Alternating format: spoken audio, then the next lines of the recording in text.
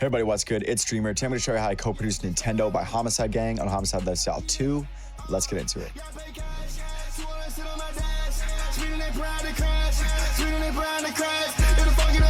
So ever since I got on I5, U5, We5 last year, I've really been making a more consistent effort to work with Homixide. So after getting a few cuts to them over the past year and a half, I was actually able to get in the room with him this past March. Big shout out to Undeniable for that. Before that, I was really mainly sending loops to Tomb, Cat, and their engineer YP. But being in the room was really so much better. I was able to meet Pierre, Murda, Section 8, just like producers they work with all the time.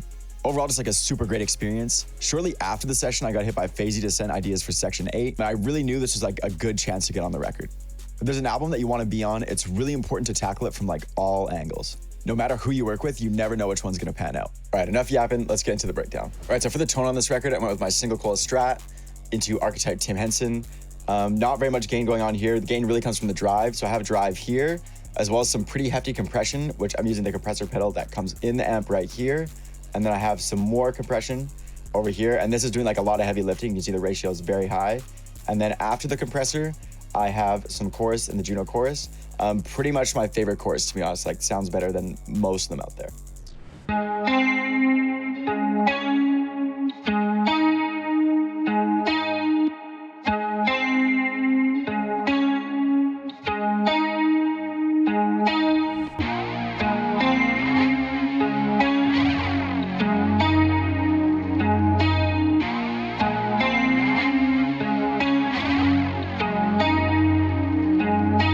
As soon as I had that body of the melody going, I knew it was really time to add a lead. Whenever I'm writing a lead part, I immediately make sure it's one, catchy and memorable, and two, it's really meant for a stadium or performance setting.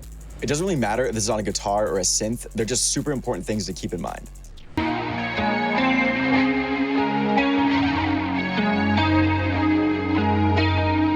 And then for the B section, I added a heavier chord layer, and this is pretty much just a lot more movement, a lot more gain, kind of just your standard heavy strumming.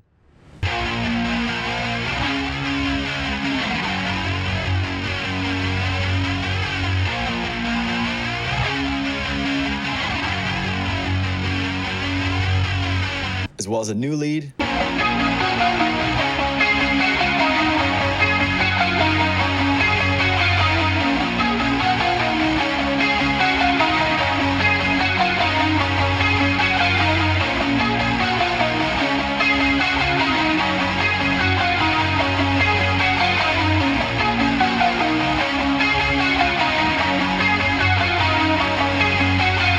And then another counter to go with it.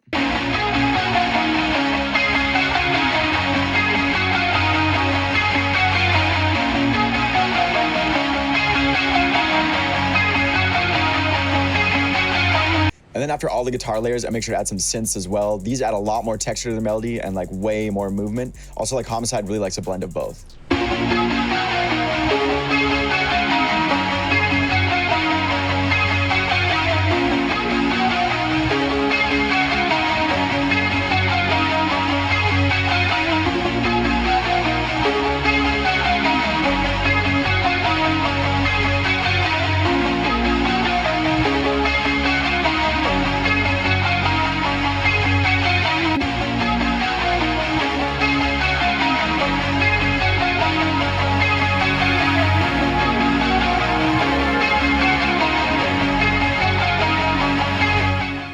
Once the melody was done, I sent it to Fazy to drum up. It's also pretty crazy. This is from the first pack I ever sent him. Sometimes stuff just really works out like that. All right, on to the drums. Yo, I'm Fazy. I'm gonna show y'all how I did the drums for Nintendo. So the clap and the snare is pretty self-explanatory. It's just the basic trap pattern.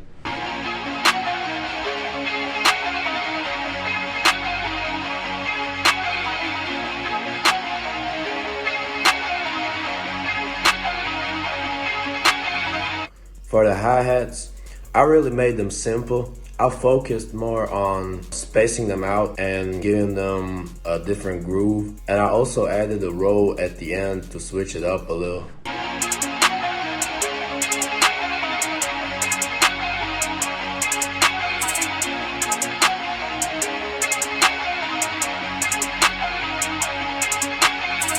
I made the 808 follow the bass line of the sample, and I also put some notes higher than the others to give it more energy.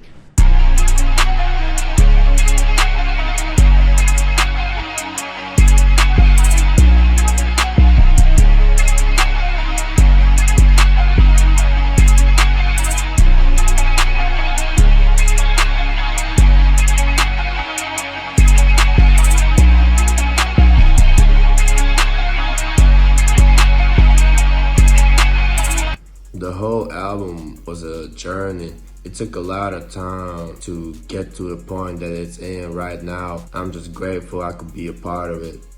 But yeah, that's pretty much it from me. Shout out DREAMR for the melody, and shout out to my bro Section 8. He got this thing placed. Yeah, more stuff on the way. See y'all. Huge shout out to Section 8, YP, and Skips for adding synths and finalizing the beat. Song definitely would not have happened without those guys. That's how I co-produced NINTEND0 by Homixide Gang. I really appreciate you guys all sticking around this long. If you guys want sounds similar to this song, make sure you go to dreamerprod.com. I've got a ton of kits that really fit this vibe. And if you haven't already, please remember to like, comment, and subscribe. It helps the channel out a ton. Really appreciate y'all. See y'all in the next one. Peace.